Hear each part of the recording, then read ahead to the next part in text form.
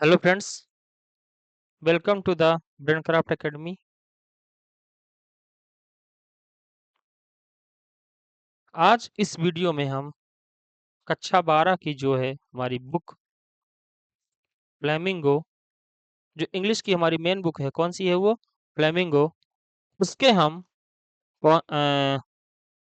Chapter second जो हमारा है उस बुक में जो चैप्टर सेकंड है, क्या है हमारा chapter second? Lost spring. Lost spring, stories of stolen childhood, ये हमारा चैप्टर है। लिखा है इसको अनीस जंग ने।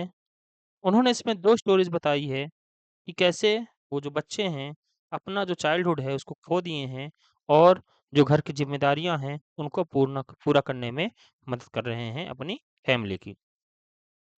ये जो पहली फोटो आप देख रहे हैं, इसमें चैप्टर में आप पढ़े हैं साहेब को और उसके दोस्तों को देख रहे हैं कि वो रैक पिकर्स थे, है ना, गार्बेज में कचरा बीनते थे और उसी से अपना घर चलाने में मदद करते थे परिवार की।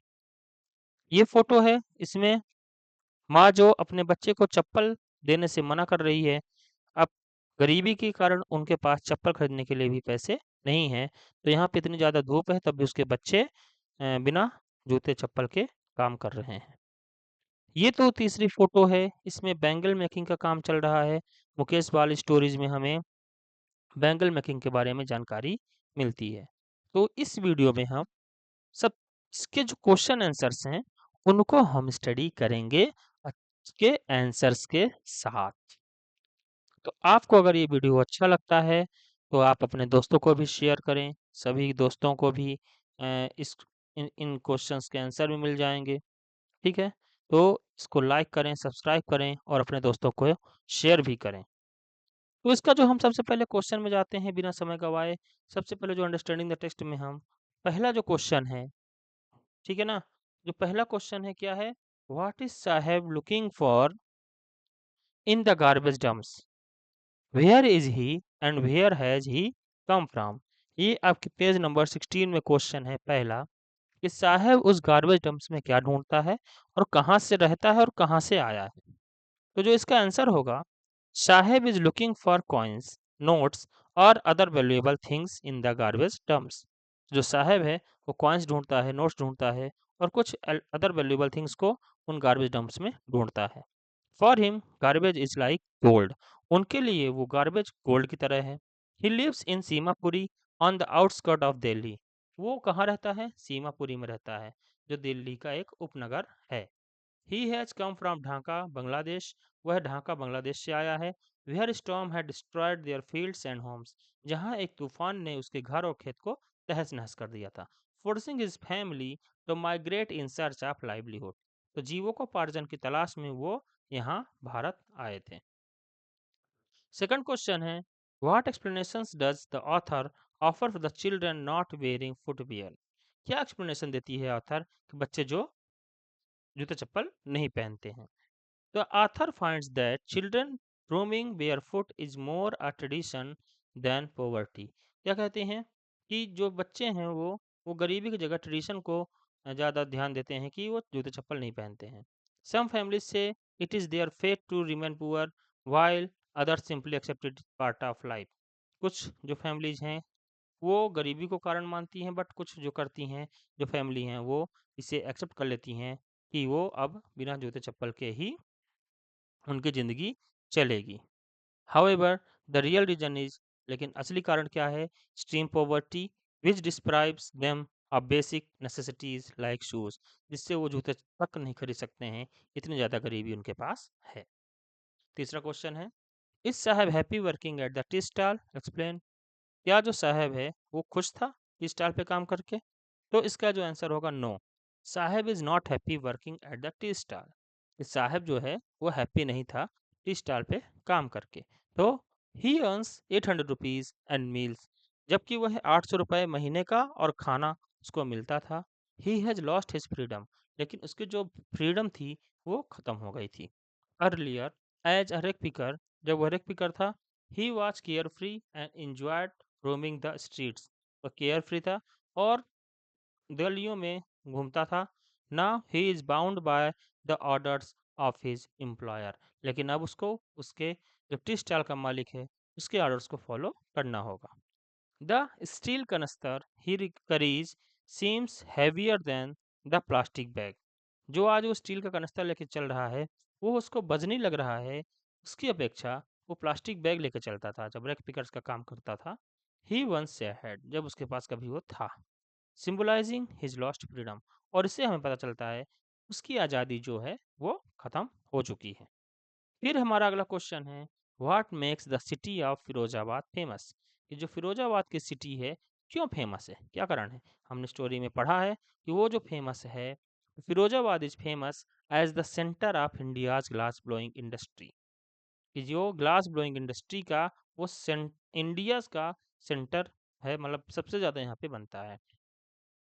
Almost every family there is engaged in making bangles. Bangles बनता है यहाँ पे, समझ में आया ना, कि यहाँ सबसे ज़्यादा जो है वो बैंगल्स बनते हैं, वो भी ग्लास के, which are symbolic of Indian women's tradition. जो बैंगल्स हैं वो भारतीय महिलाओं के श्रृंगार का एक महत्वपूर्ण श्रृंगार है। ठीक है, अगला क्वेश्चन हमारा है, mention the hazards of working in the glass bangle industry. क्या क्या खतरे हैं ग्लास बैंगल इंडस्ट्री में काम करने के। तो इसमें जो होगा, the bangle makers of Firozabad work in dark danger cells in high temperatures.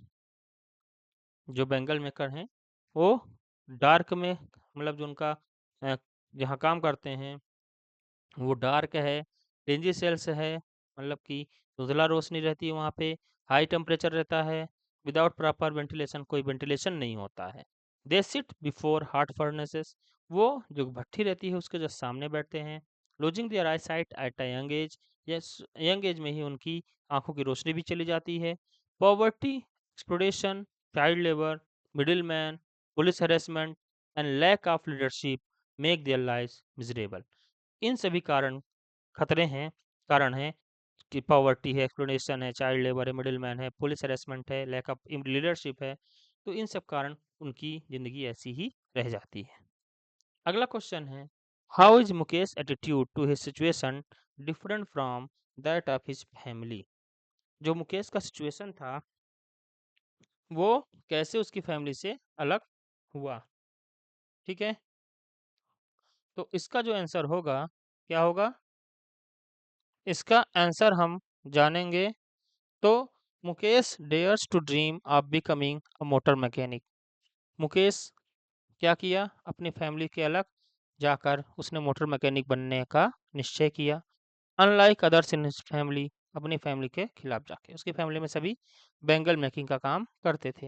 Who are resign to the occupation of bangle making, उसने उस काम को छोड़ दिया बैंगल मेकिंग का। Mukesh is determined to break free from tradition, उसका एक निश्चय किया था, दृढ़ निश्चय किया था कि वो जो ट्रेडिशन है उसको वो तोड़ेगा। He is ready to walk a long distance to the garbage, वह तैयार था काहे के लिए, एक लॉन्ग डिस्टेंस को कवर करने के लिए, पैदल जाने के लिए। कहाँ तक, टू द गैरेज, गैरेज तक, क्या करने, टू लर्न द वर्क, वो मोटर मैकेनिक का काम सीखने के लिए गैरेज तक पैदल जाने को तैयार था।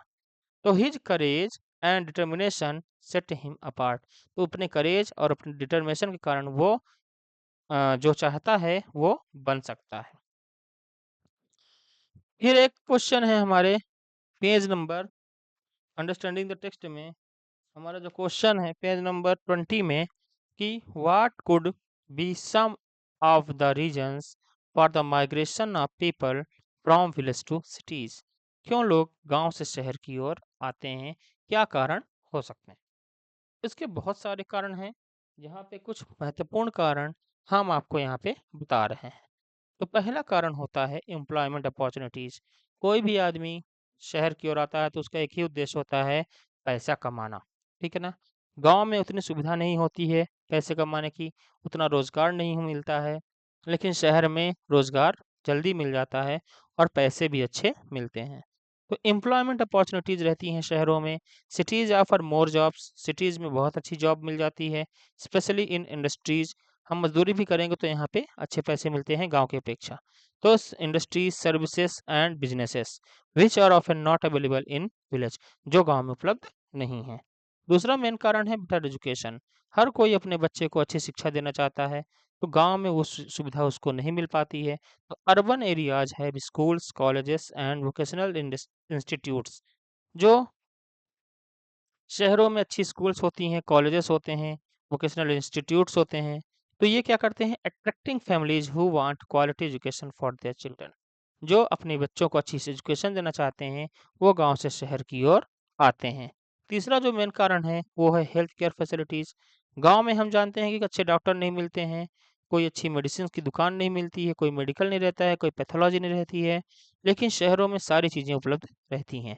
तो cities provide better hospitals, clinics and medical services than village. ठीक है ना। इसमें चौथा जो कारण होगा सोशल एंड कल्चरल रीजन्स। आज जो है सब मॉडर्न एजुकेशन, मॉडर्न लाइफस्टाइल की तरफ बढ़ रहे हैं, जो ट्रेडिशन है उससे दूर जा रहे हैं। तो exposure to urban culture, better opportunities for women. शहरों में महिलाओं के लिए भी बहुत सारी अपॉर्चुनिटीज होती हैं, तो गांव में उतनी अपॉर्चुनिटीज महिलाओं के लिए नहीं होती हैं। And modern life style also attract migration. Modern life style जो है वो माइग्रेशन को सिटी विलेज से सिटीज की ओर आकर्षित करता है। ठीक है। फिर हमारा दूसरा क्वेश्चन है, would you agree that promises made the poor children are rarely kept. क्या जो गरीब बच्चों के साथ प्रॉमिस किया जाता है, क्या उसे पूरा किया जाता है? Why do you think this happens in the incident narrated in the text. और ये चीज़ें इसमें क्यों कही गई हैं? तो इसका जो आंसर होगा, थोड़ा बड़ा आंसर है इसका, लेकिन बहुत ही अच्छा आंसर है कि promises made to poor children are rarely kept. बहुत ही कम ऐसे वादे हैं जो पूरे होते हैं, बिकॉज ऑफ सिस्टमेटिक पॉवर्टी, जो कि गरीबी है, एक्सप्लोरेशन जो शोषण है, और लैक ऑफ अकाउंटेबिलिटी विश्वसनीयता की कमी है। In last spring this is evident in several incidents. यहाँ पे लास्ट स्प्रिंग में हमें सबसे पहले देखेंगे साहब की सिचुएशन क्या है। साहब की सिचुएशन में ये चीज़ कही गई है, तो अथॉरिटीज और एनजीओज में प्रॉमिस बेटर लिविंग कंडीशन।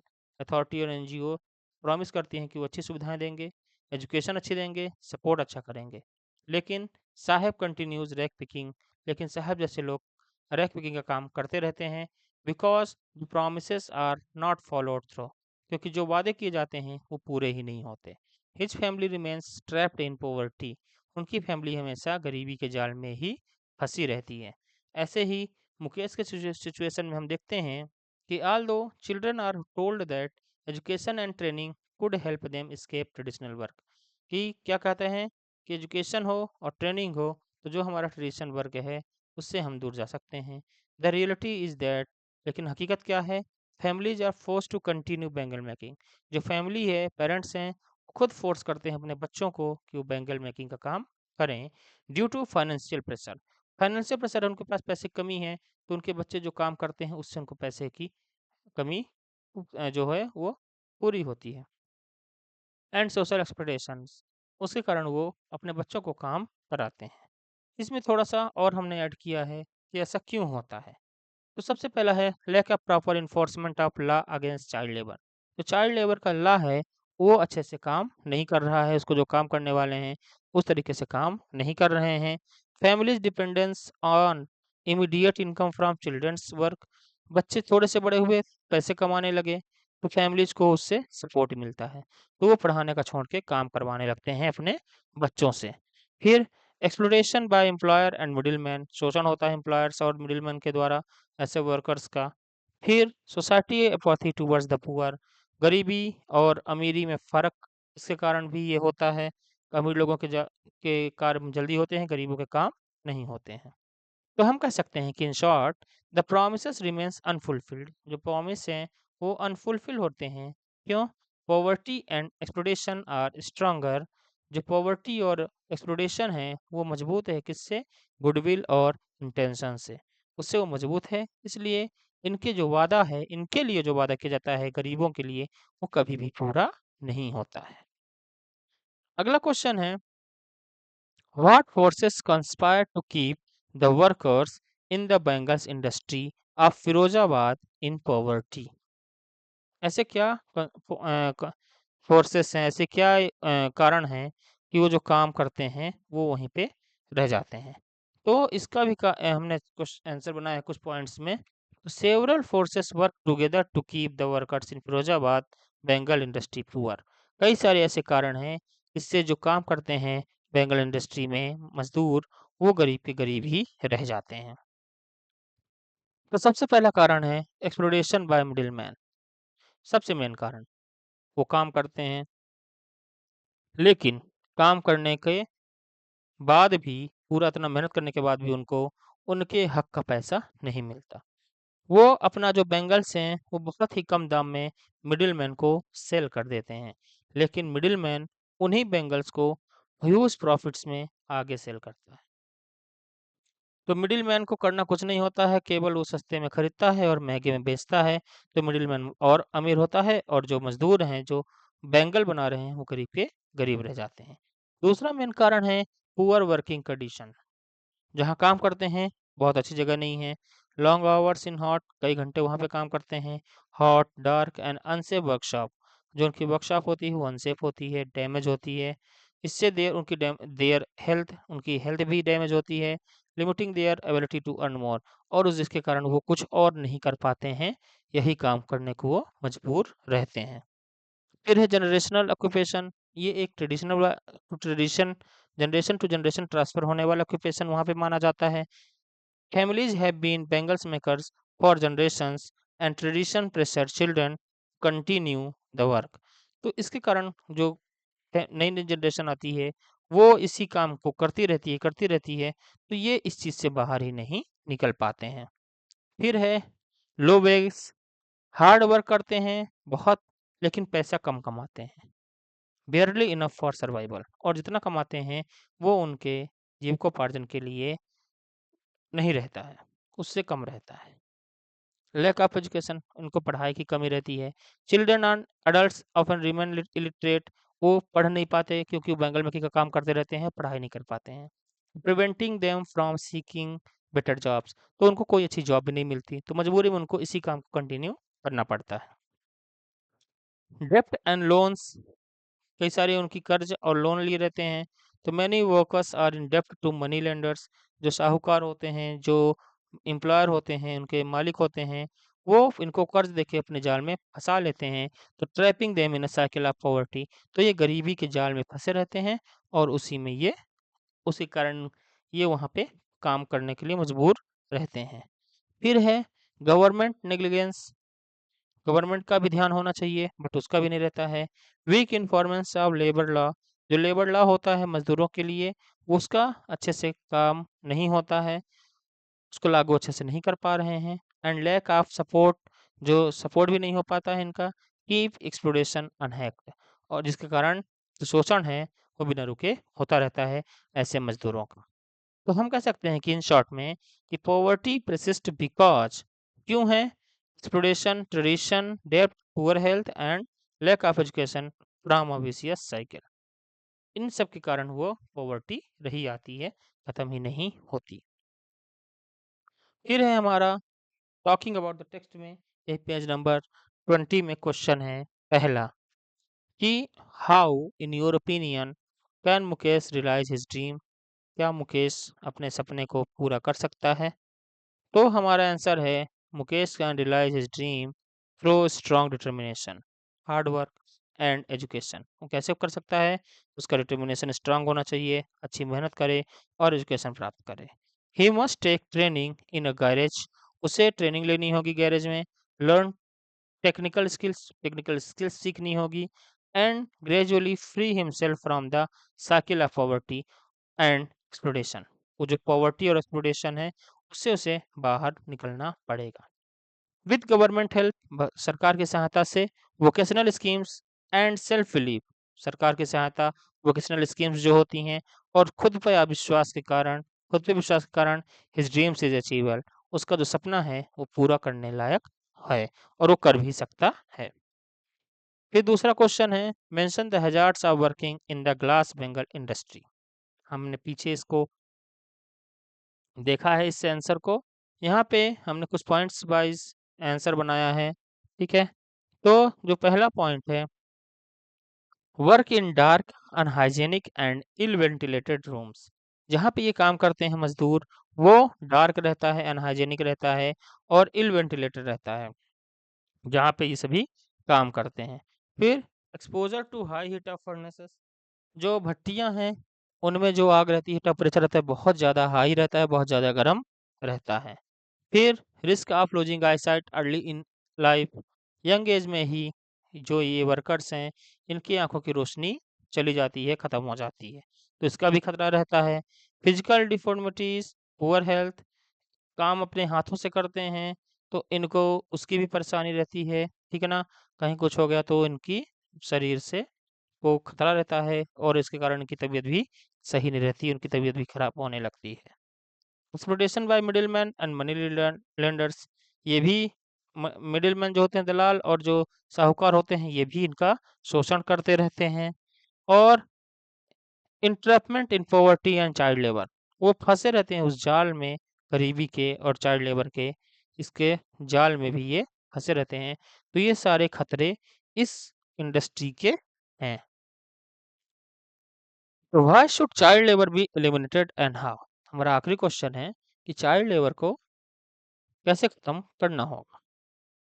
तो हमारा जो इसका आंसर है, चाइल्ड लेबर डिस्ट्रॉय चाइल्डहुड, जो बच्चा कोई काम करता है तो वो मजबूरी में करता है, तो उसका जो बचपना है वो तो खत्म हो गया, अब वो काम करने लगता है। स्नैच्ड एजुकेशन, वो पढ़ाई नहीं कर पाता, काम करता है। And traps children in a cycle of poverty, और वो गरीबी के जाल में फंस जाता है। It must be eliminated to ensure their right to education, उसे ख़त्म करना चाहिए और उस बच्चे को एजुकेशन की फील्ड में लाना चाहिए, अच्छी उसको हेल्थ मिले, डिग्निटी मिले। तो it can be removed by strict law enforcement, जो हमारा चाइल्ड लेबर का लॉ है उसको कड़ाई से उसका पालन हो। स्प्रेडिंग अवेयरनेस, समाज में इसकी जागरूकता फैले कि चाइल्ड लेबर नहीं करना चाहिए बच्चों को। इसको जो चाइल्ड लेबर जिसके यहाँ मिलता है तो उसको सज़ा होगी, इसका अवेयरनेस फैले। रिहैबिलिटेशन प्रोग्राम्स, ऐसे जो बच्चे हैं वो उनको प्रोग्राम चलाना चाहिए अलग से एक जागरूकता अभियान के तहत। And providing alternative sources of income to parents, बच्चे काम करते हैं क्योंकि उनको पैसे की ज़रूरत होती है, उनके फैमिलीज़ को पैसे की ज़रूरत होती है, तो सरकार को ऐसे बच्चों की फैमिलीज़ को अल्टरनेटिव सोर्स ऑफ इनकम भी उपलब्ध करानी चाहिए, जिसके कारण बच्चे काम ना करें। तो ये हमारा आंसर क्वेश्चन था। ठीक है, अगर आपको ये वीडियो अच्छा लगा, ये आंसर क्वेश्चंस आपको अच्छे लगे, तो आप इसको लाइक कीजिए, कमेंट्स कीजिए, अपने डाउट को कमेंट्स कीजिए, दोस्तों को शेयर कीजिए और सब्सक्राइब तो ज़रूर ही कीजिए। बेल आइकन दबाइए जिससे आपको हमारे वीडियो की नोटिफिकेशन मिल सके। और इसके बाद सभी को thank you so much, thanks for watching this video. Again I से like, share, subscribe, comment, everything you have to do it. Thank you so much.